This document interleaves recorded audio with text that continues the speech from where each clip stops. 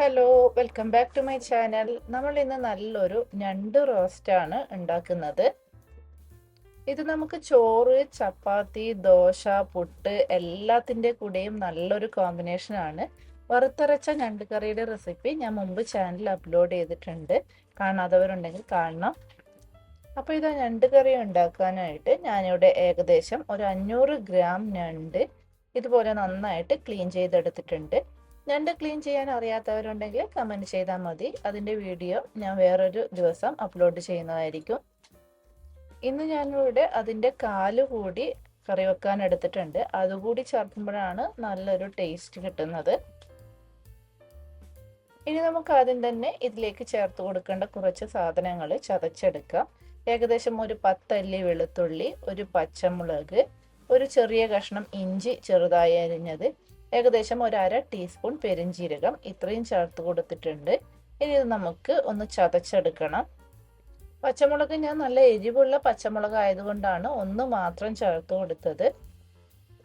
അപ്പോൾ ഇത് നമ്മൾ എല്ലാം കൂടി ഒന്ന് ചതച്ചെടുത്തിട്ടുണ്ട്. ഇനി നമുക്ക് കറി ഉണ്ടാക്കാൻ തുടങ്ങാം. അതിനായിട്ട് ഇതുപോലൊരു നോൺ സ്റ്റിക്ക് പാൻ ചൂടാകുമ്പോൾ അതിലേക്ക് ഏകദേശം ഒരു 2 ടേബിൾ സ്പൂൺ വെളിച്ചെണ്ണ ഒഴിച്ചു കൊടുത്തിട്ടുണ്ട്. ഇത് കോക്കനട്ട് ഓയിലിൽ തന്നെ ഉണ്ടാക്കണം, അപ്പോഴാണ് ടേസ്റ്റ്. ഇനി ഈ എണ്ണ ചൂടാകുമ്പോൾ നമുക്ക് ഇതിലേക്ക് ചതച്ച് വെച്ചിരിക്കുന്ന സാധനങ്ങൾ ചേർത്ത് കൊടുക്കാം.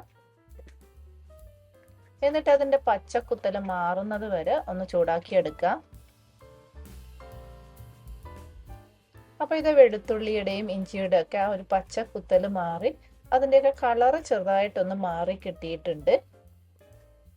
ഇനി ഇതിലേക്ക് ഒരു 2 ചെറിയ സവാള നീളത്തിലരിഞ്ഞത് ചേർത്ത് കൊടുക്കുന്നുണ്ട്. ഒരു നുള്ളു ഉപ്പ് കൂടി ചേർത്ത് കൊടുത്ത് നന്നായിട്ടൊന്ന് വഴറ്റിയെടുക്കുന്നുണ്ട്. അപ്പോൾ ഇത് സവാള നമ്മൾ വഴറ്റിയെടുത്തിട്ടുണ്ട്. ചെറുതായിട്ടൊന്ന് കളറൊക്കെ മാറി തുടങ്ങിയിട്ടുണ്ട്. ഇത്രയും നേരം വഴറ്റിയെടുത്താൽ മതി. നല്ലതായിട്ട് അങ്ങ് ബ്രൗൺ കളർ ആകുന്നത് വരെ വഴറ്റിയെടുക്കൊന്നും വേണ്ട. ഇനി നമുക്കിതിലേക്ക് വേണ്ട മസാലപ്പൊടികൾ ചേർത്ത് കൊടുക്കാം. 1/2 ടീസ്പൂൺ മഞ്ഞൾപ്പൊടി, 1 ടേബിൾ സ്പൂൺ മുളക് പൊടി, 1/2 ടേബിൾ സ്പൂൺ മല്ലിപ്പൊടി, 1/2 ടീസ്പൂൺ ഗരം മസാല ഇത്രയും ചേർത്ത് കൊടുക്കുന്നുണ്ട്.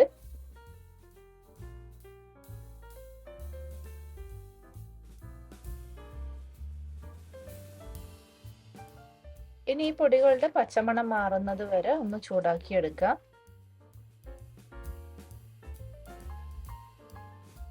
ഇനി ഇതിലേക്ക് ഒരു മീഡിയം സൈസ് തക്കാളി അരിഞ്ഞത് കൂടി ചേർത്ത് കൊടുക്കുന്നുണ്ട്.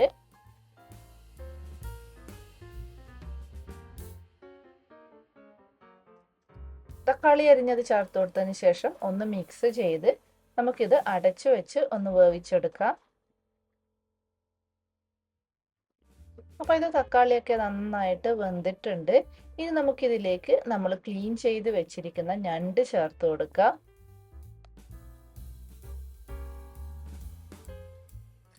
ഇനി ആവശ്യത്തിനുള്ള ഉപ്പും കുറച്ച് കറിവേപ്പിലയും ചേർത്ത് കൊടുത്ത് നന്നായിട്ടൊന്ന് മിക്സ് ചെയ്തെടുക്കാം.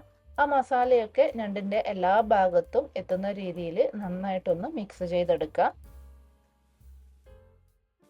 ഇനി ഇതിലേക്ക് ഏകദേശം ഒരു 1/4 കപ്പ് വെള്ളം കൂടി ചേർത്ത് കൊടുക്കുന്നുണ്ട്. നിങ്ങൾക്കിനി നല്ല ഡ്രൈ ആയിട്ടാണ് വേണ്ടതെങ്കിൽ ഈ വെള്ളം ചേർത്ത് കൊടുക്കേണ്ട ആവശ്യമില്ല.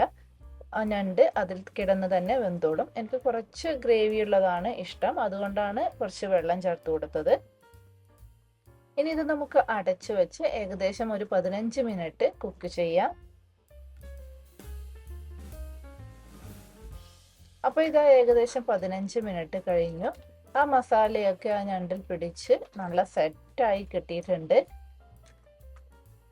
ഇതുപോലെ കുറച്ചധികം നേരം ഞണ്ട് വറ്റിച്ചെടുക്കുമ്പോഴാണ് അതിന് നല്ലൊരു ടേസ്റ്റ് കിട്ടുന്നത്. അപ്പോൾ ഇത് വളരെ ടേസ്റ്റി ആയിട്ടുള്ള ഞണ്ട് റോസ്റ്റ് ഇവിടെ റെഡി ആയിട്ടുണ്ട്. ഇനി നമുക്ക് സ്റ്റവ് ഓഫ് ചെയ്യാം. ഈ ഒരു ഞണ്ട് റോസ്റ്റ് നമ്മൾ വറ്റിച്ചെടുക്കും തോറും അതിൻ്റെ ടേസ്റ്റ് കൂടും.